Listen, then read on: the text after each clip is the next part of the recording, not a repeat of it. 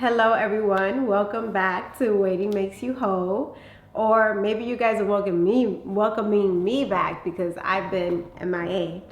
So I am going to fill you in on why I've been MIA, missing in action, and just giving you guys my story. I'm sharing my story with you guys in hopes that it will serve somebody else, be of service, and that you guys can be blessed by it. So we're gonna start with the first videos. I'm gonna have a series for you guys, but this is the first one. So during my absence, I fell in love.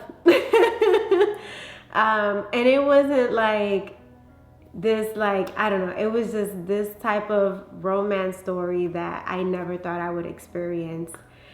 It started in June 2020, 2021, June 2021. And it's crazy because I remember writing in my journal that I would meet someone in June. I remember June being a pivotal moment in God revealing, my future husband to me. And in this part of my life in June 2021, I was not thinking I was gonna meet my husband. I was fasting though. I was fasting because I went through a very horrible breakup before that, months before that part. And I just really wanted to not talk to anyone and really do some inner work within myself. And just really get to a very healthy space. And I remember during that time, me and my best friend, we started a 40-day fast. And she was fasting that she would get pregnant, and now she has a beautiful son. And I was fasting to meet my husband. And the plan was not to see anything until after the fast, right? That's my plan, but God always has different plans. And so this is how we met. We met on a trip to Cairo, Egypt. During this time, I was working for a Christian organization, and they offered for me to go on a missions trip to Cairo, to Egypt. Girl, you already know.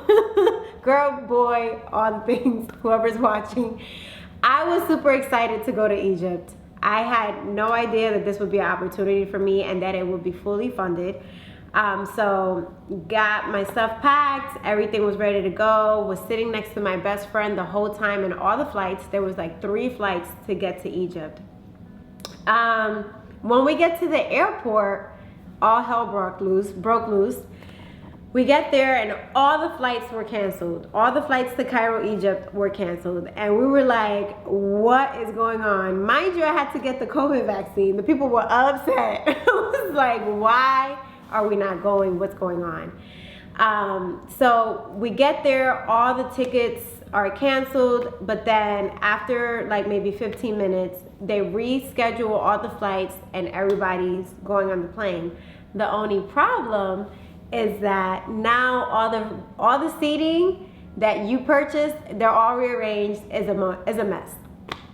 So me and my best friend had to make it our business to talk to each customer service representative or stewardess to let them know that we wanted to sit next to each other and we had the original tickets to prove that, hey, we had purchased this. Is there any way within this flight that you guys could sit us next to each other? And that happened in all the flights except for one.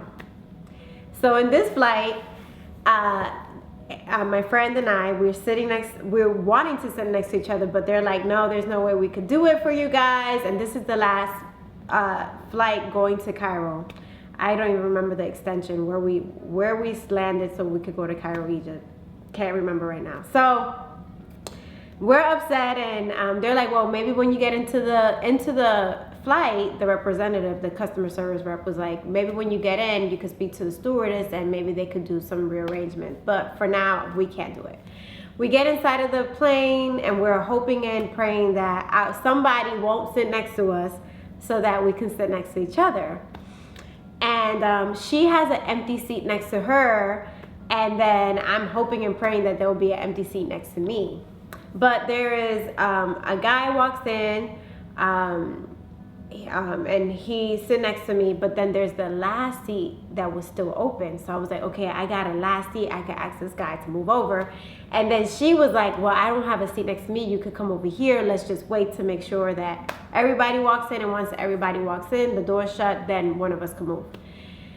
Well, this person walks in. He's like the second to last person to walk in. And when he walks in, I was like, who is this? I thought he was very handsome. And he walked with confidence, which I was like, oh yes, that's very cute. And when he came to my, look at me.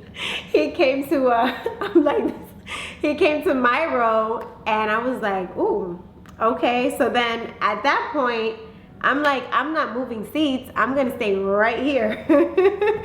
And I'm texting my friend and I'm like, hey, Andrea, I want you to come and see who is here. Like, I think he's cute. I'm going to stay in my seat. Hopefully we have a conversation. Let's see what happens. We talk a little bit on the plane.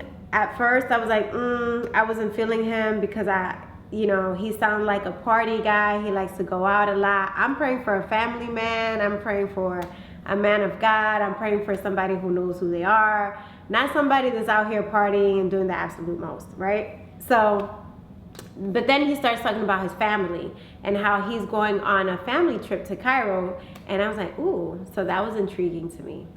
So we didn't talk much on the plane, but he asked me for my phone number. And ladies, don't give it up so easy. The way he asked me for my phone number was, he said, well, what are you going to be doing in Cairo? And I was like, well, I'm going to be, sightseeing with my friends. I didn't tell him that I was on a mission trip because we wasn't supposed to share that. It's supposed to be confidential. So he was just like, oh, I have a whole itinerary with my family. If you want, I could share it with you. Do you want to give me your phone number? So I was like, oh, that's how he's going to ask for my number? No. So I was like, no. Well, I could take a screenshot. You don't need my number for that.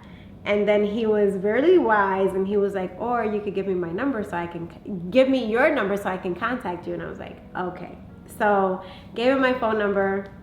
He contacts me as soon as he gets to his hotel. Me and my best friend were still at the airport and he's like, do you guys need a ride? I love that he was offering me a way to get to our hotel. And I was just like, no, we're going to wait for the rest of our friends. And then we'll get there together. Long story short, which that was already a long story, me and him break night over the phone that same day. We have a strong connection. And I'm just like, God, is this my future husband? So because we broke night over the phone, well, before we hung up the phone that night, he's like, I would love to see you tomorrow. And I was just like, I won't be able to. I still didn't tell him that we were on a mission trip. And he was like, well, why not? I would love to either have coffee with you, go on a walk, something. I want to see you in person. And I was like, I can't do that. Like, I cannot meet up with you. So we don't get to arrange something because I'm on a mission trip. He doesn't know. And then I said, how about we say this?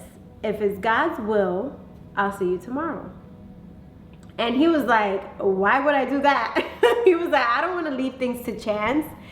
And he was like, you got to go after what you want. You don't just leave it to chance. And I was like, well, it's not leaving it to chance. It's really putting it in God's hands. So if you're in agreement, you can say, if it's God's will, I'll see you tomorrow. So then he was like, oh, so it's like, what, manifesting it? And I was like, yeah. So he said it. And the following day, we were on our way to the pyramids.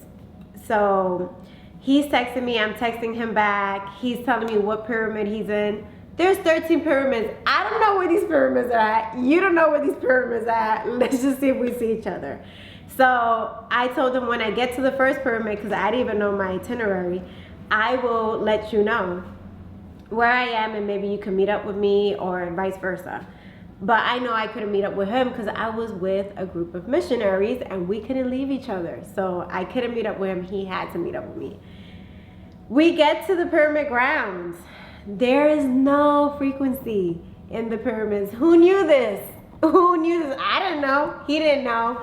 So none of our text messages are going through. I'm trying to send him screenshots of what pyramid I'm in. No one can communicate with no one. Only the people you're around. We get into the pyramid, me and my best friend, we get to the top and we have the tour guide showing us, and of course the group of people that I was with, showing us everything. We are coming back down from the pyramid and I can literally hear his voice. And my best friend was like, there's no way that that's him, and how do you know his voice? And I was like, well, I just broke night over the phone with him. I know that that's him. I was like, watch, because it's so narrow and dense in the pyramids. Like you could hear people from the bottom, they could hear you on the top. So I was like, so and so, and he heard me, and he was like, Daneska, and then I could hear his sister behind him saying, boy, who you know in the pyramids? It was ridiculous. So we can't see each other, but we could hear each other. And finally we crossed paths because he was going up, I was leaving the pyramid. And I gave him a big old hug and I was just like, wow, I saw you.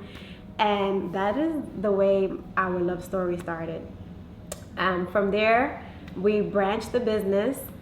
And I guess the question is, did we get engaged or did we break up? Stay tuned.